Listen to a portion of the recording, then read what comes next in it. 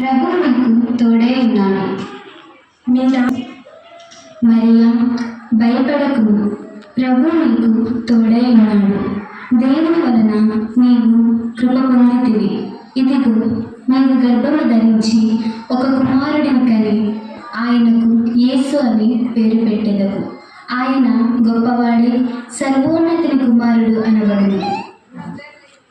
నేను పురుషుని ఎరుగని దాన్ని, ఇది ఎలా సాధ్యం? పరిశుద్ధాత్మ నీ మీదికి వచ్చెను, సర్వోన్నతుని శక్తి నిన్ను కమ్ముకొనును. కనుక పుట్టబోవు శిశువు పరిశుద్ధుడై దేవుని కుమారుడు అనబడును. ఇదిగో, ప్రభువు దాసురాలను, నీ మాట చొప్పున నాకు జరుగును గాక. ఆమేన్. అవమానపరచనొల్లక ఆమెను రహస్యంగా విడనాడ ఉద్దేశించెను. అతడు ఈ సంగతుల గురించి ఆలోచిస్తూ నిద్రపోయాడు.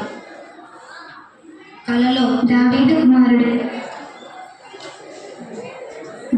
కుమారుడైన యోసేపు, నీ భార్య అయిన మరియను చేర్చుకొనుటకు నీవు భయపడుతుంది. పరిశుద్ధాత్మ వలన గర్భము ధరించినది.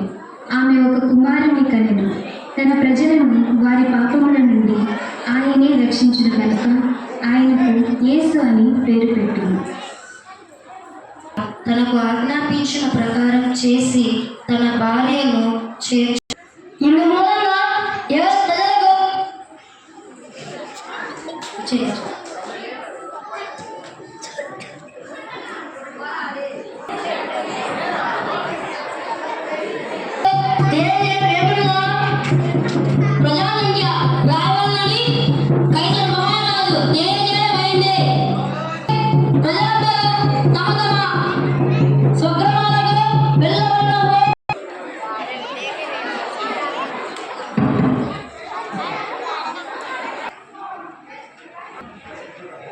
అయ్యా, ఎవరు మీరు? మీకేం కావాలి? అమ్మ, నా భార్య నిండు చులాలు. మీ ఇంట్లో కొంచెం స్థలం ఏమైనా ఇస్తారా? క్షమించండి అయ్యా, మేమే చాలా మందిని ఉన్నాము. మా ఇంట్లో స్థలం సరిపోదు.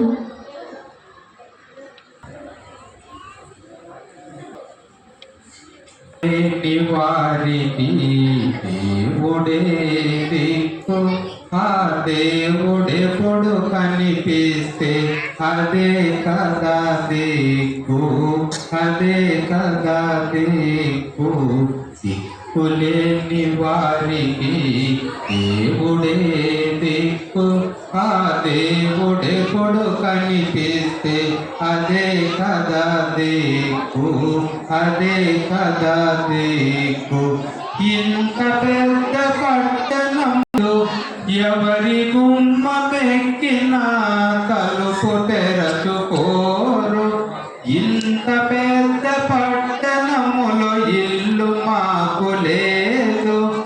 ఎవరి గుమ్మమెక్కినా తలుపు తెరచుకోరు, తలుపు తెరచుకోరు. దిక్కులేని వారికి దేవుడే దిక్కు, ఆ దేవుడెప్పుడు కనిపిస్తే అదే కదా. భార్య నిండు చులాలు. మీ ఇంట్లో కొంచెం స్థలం ఇస్తారా?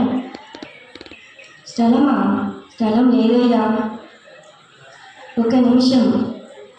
మా సత్రంలో స్థలం లేదు, కానీ మా పశువుల పాకలో విశ్రాంతి తీసుకోవచ్చు. ఈ రాత్రికి బహుశా అది మీకు సరిపోతుంది. భవనంలో రాజైన